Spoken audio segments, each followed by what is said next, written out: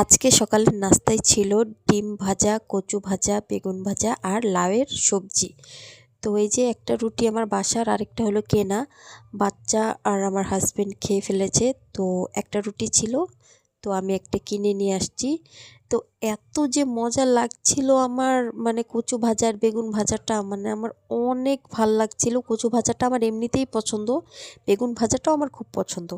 লাউয়ের তরকারিটা তেমন একটা পছন্দ না, আমার হাজবেন্ডের জন্য আর কি করেছিলাম, নাহলে আমার ডিম ভাজা আর এই কচু ভাজা দিয়েই আমার হয়ে যেত। তো লাউয়ের সবজিটাও ভালোই হয়েছিল।